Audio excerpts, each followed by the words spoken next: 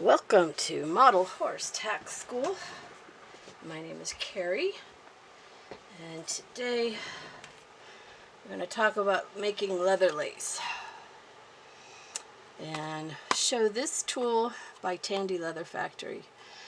So if you're thinking of getting a tool that makes leather lace, this one is one that I bought, and I'll show you how that works.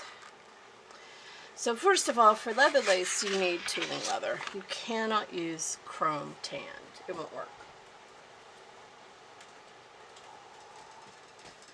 Chrome tanned is way too stretchy.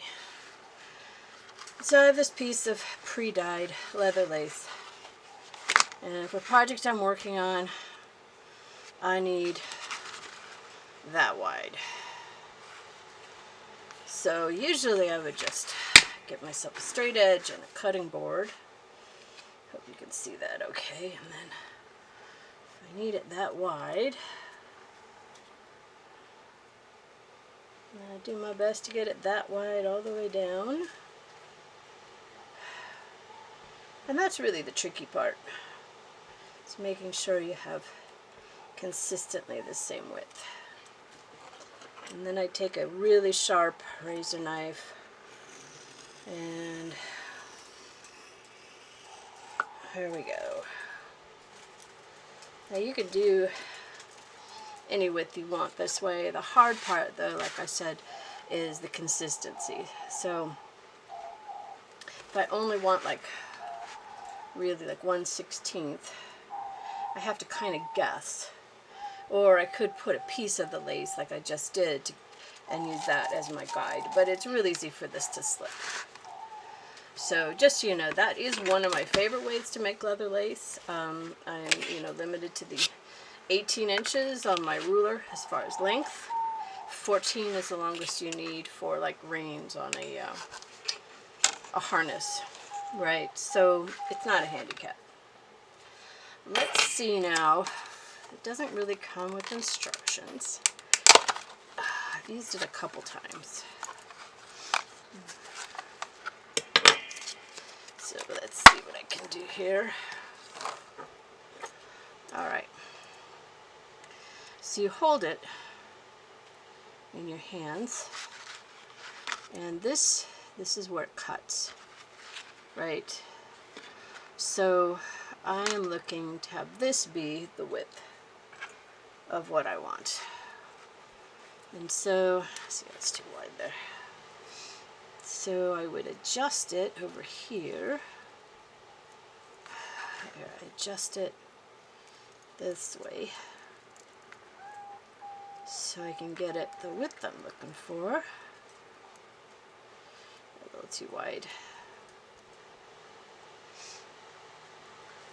I don't know if you can see how that's working, so I'm trying to, but actually just tuck that in there. So when I pull the leather through, I want to make sure that it's the width that I want. There we go.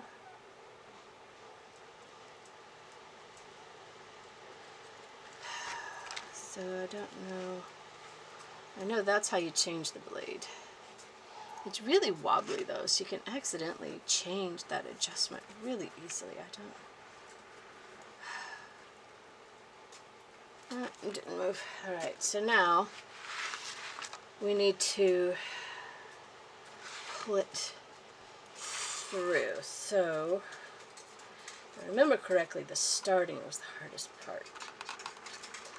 As long as that blade is sharp, you should, now that we've started, just be able to pull it.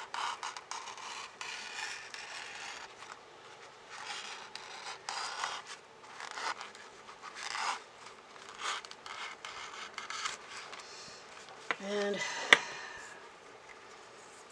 looks like it was pretty consistent all the way through, so that's good. Now, how does it work if I want really small? Let's see if I have,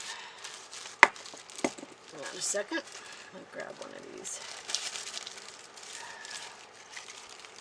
So I use this size leather lace all the time. So I'll tuck that in there. hold it on there flat, and then see if I can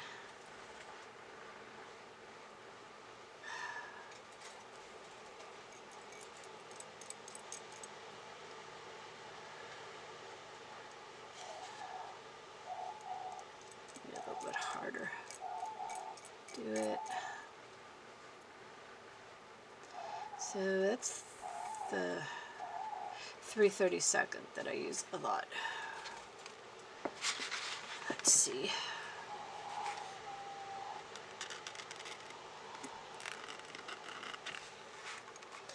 The trick is going to be to keep it up against that metal bar.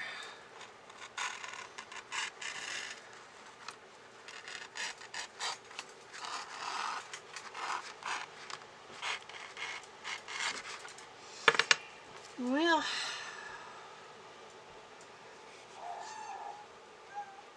maybe with some practice, because that's nothing like this.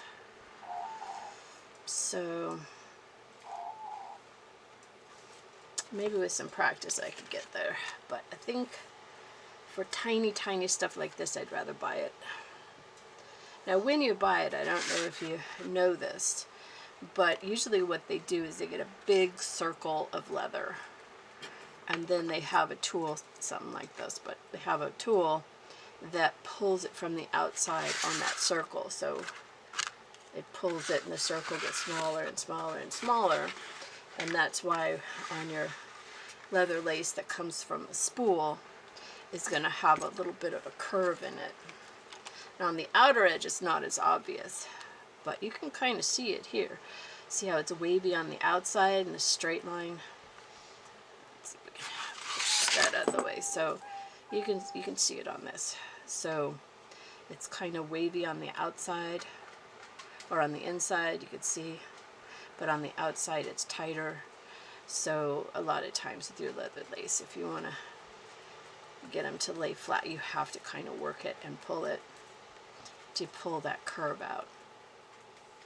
Closer to the center of that circle it gets, the more pronounced the curve and the harder it is to straighten it out. So sometimes that's better used in places that actually have a natural curve. And so anyways, that